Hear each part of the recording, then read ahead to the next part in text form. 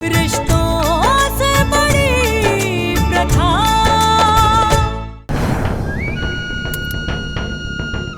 आपकी बात मान ली मैंने। इनकी गोलियां बहुत कीमती हैं और इन गोलियों पर अभय और सुरभि का नाम लिखा है। मैं तो यहाँ वक्त पर बात कर रहा हूं। रही बात इस घर की, यहाँ तो मातम होगा, जबरदस्त मातम।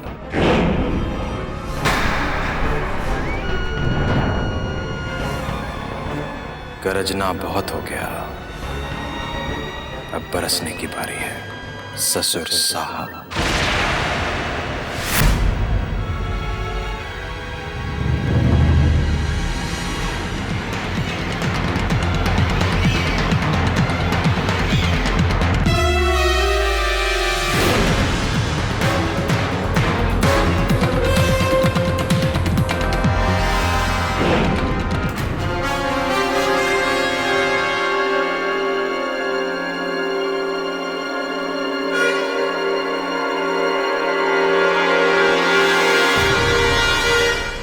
किसी जानवर से कम नहीं हमारी जीजा जी। नहीं, चुप कर। रत्ना दीदी वैसे ही परेशान है और तू ऐसी बात करके उन्हें और परेशान मत कर। चलिए रत्ना दीदी, कमरे में चलिए। संभाल के माची। क्या हो रहा है यहाँ पे? क्यों शोर मच रहा है इतना? माँ जी, वो रणविजय बाबू यहाँ आए थे। वो बाबूजी से और इनसे झगड़ के गए हैं। रणविजय बाबू को लड़ाई झगड़े के अलावा और कुछ सोचता ही नहीं है। चुप रहो प्रतिमा, ऐसे नहीं बोलते। इस घर के दामाद हैं। माँ तुसी फिर बाहर आ गए। जी अंकल जी देखेंगे तो फिर गुस्सा करेंगे। अंदर चलो ना, अंदर लेके जाइए। अरे पर मुझे पता तो चले कि यहाँ हो क्या रहा है।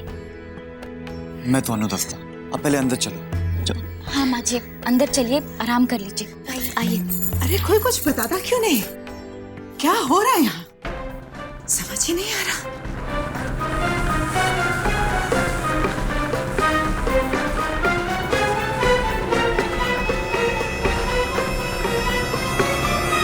आराम से।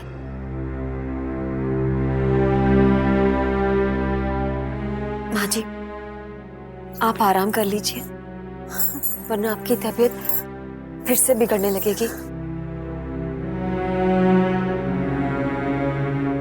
आराम कैसे आराम कर ले प्रतिमा? कैसे? हर एक माँ की सांसें उसके बच्चे की जिंदगी में अटकी होती। सीने से लगा के पाला है हमने अभय को, और आज इतना सब कुछ हो रहा है हमारी आंखों के सामने, इस घर में हमारे बच्चे के साथ। उसे जान से मार।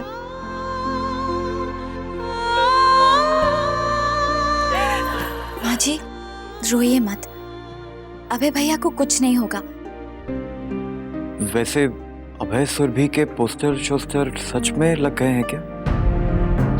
अभय भैया का कुछ पता ही नहीं चल पा रहा था, तो हम क्या करते?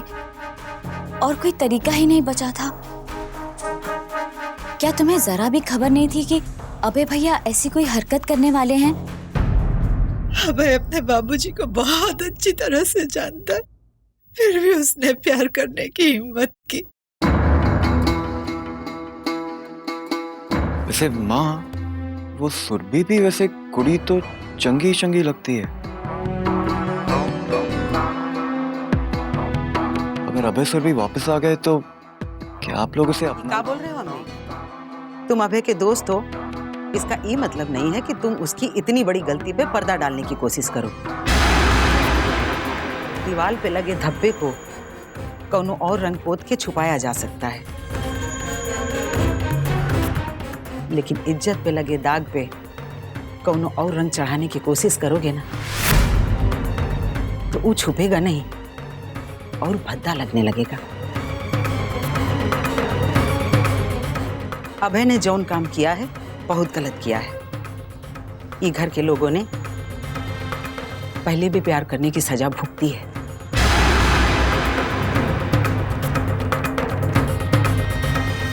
बेटा, हमारी बात मानो, तुम भी अभय को ढूंढो। उसके दोस्तों को फोन करके देखो, शायद कौनों को उसकी खबर हो। उसे समझाना कि काहे वो लड़की के पीछे वो अपनी जिंदगी दांव पे लगा रहा है।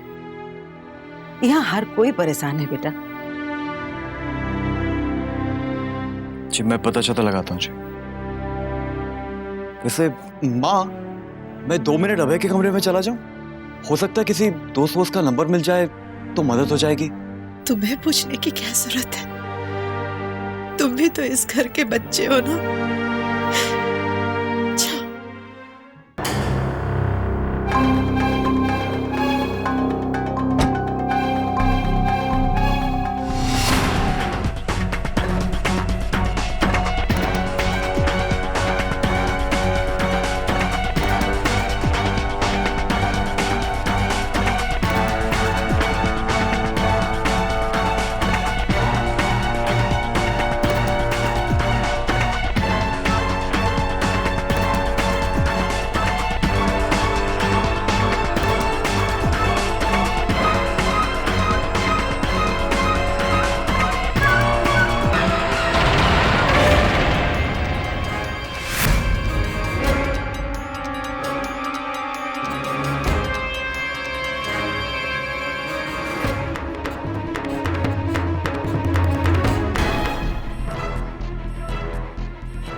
ओए मिल गया।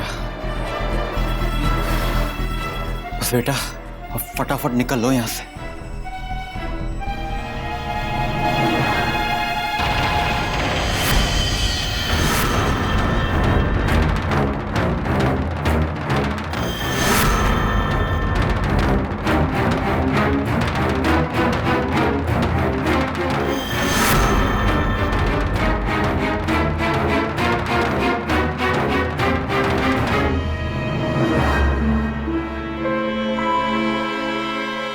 तुम जानते हो अभय कहाँ है? अमरीक, अगर तुम्हें पता है कि अभय और सुरभि कहाँ है तो किसी भी हालत में उन्हें घर वापस लौटने मत देना। अगर ये दोनों घर वापस लौट आए तो पक्का मारे जाएंगे। अमरीक, पक्का मारे जाएंगे। प्लीज जी जी जी जी दीदी जी, मैं जानता हूँ अभय और सुरभि कहाँ। आप टेंशन वेंशन मत लीजिए, वो किसी भी हाल में घर वापस लौटेंगे नहीं। दीदी, मुझे आपकी मदद की जरूरत है। दीदी, किसी भी हाल में सुरभि का पासपोर्ट चाहिए। एक बार उनका पासपोर्ट मिल गया ना, एक बार वो लोग इस देश वेश से बाहर निकल गए तो उन्हें कोई पकड़ नहीं पाएगा। नहीं नहीं, ये काम तो बहुत मुश्किल है। अगर किसी को हम पर शक हो गया तो, और हम पासपोर्ट लाएंगे भी तो कैसे?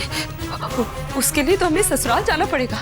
नहीं, हम नहीं ला सकते। दीदी देखिए, सुरभि का पासपोर्ट उन दोनों की जान बचा सकता है। प्लीज दीदी, किसी भी तरह आप सुरभि का पासपोर्ट ले आइए प्लीज प्लीज। हम नहीं जानते कि हम पासपोर्ट ला भी पाएंगे या नहीं, लेकिन हम तुमसे एक वादा करते हैं कि इन दोनों की जान बचाने के लिए हम भरसक कोशिश करेंगे।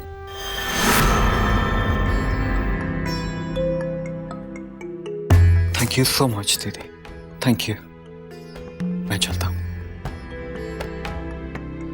अमृत, वो दोनों ठीक तो है ना? जी दीदी, वो दोनों जब तक एक दूसरे के साथ हैं तब तक हर मुश्किल में खुश हैं। सुनो अमृत, उन दोनों का ख्याल रखना और अपना भी। तुम्हारा हम लोगों पर बहुत बड़ा एहसान है, क्योंकि जब घर वाले ही इन दोनों की जान के पीछे पड़े हैं तब तुम सिर्फ एक अकेले हो जो अपनी जान की परवाह किए बगैर इनकी मदद कर रहे हो। दीदी, मेरी पेपे कहती सी अभय के साथ रहना तो भला कभी नहीं होना, पर वो ये भी कहती थी कि दोस्ती खुदाई से बढ़कर है। तो फिर कैसे एहसान जी? अगर आपको फिर भी लगता है कि एहसान वहसान है तो फुर्सत में अदा वदा कर दीजिएगा और उन दोनों की फिक्र मत कीजिए।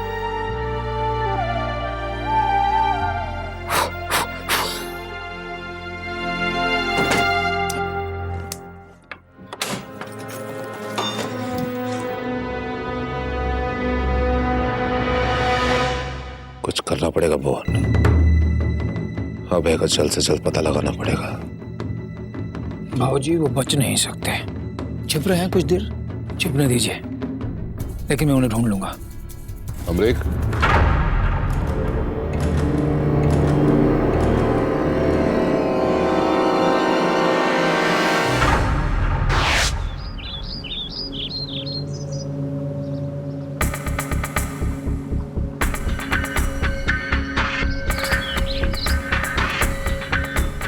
अभय, हाँ? अमृत को आने में इतनी देर क्यों लग रही है? उसे अब तक आ जाना चाहिए था ना? हाँ सुरभि, अब तक आ तो जाना चाहिए था, लेकिन मुझे लगता है कि उसे हमारा पासपोर्ट नहीं मिला होगा। हम एक काम करते हैं, हम थोड़ी देर यहीं रुककर अमरीक का इंतजार करते हैं। लेकिन अभय, हमें नहीं लगता कि हमें यहाँ ज्यादा देर रुकना चाहिए।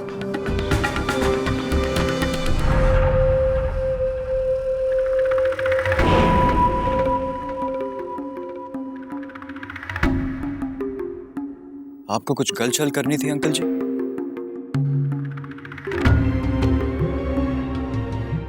बड़ा अजीब सा नहीं लग रहा? दो इतने करीबी दोस्त जो बचपन से लेकर जवानी तक साथ में रहे, जिन्होंने अपनी जिंदगी का फैसला एक दूसरे से पूछे बिना नहीं किया।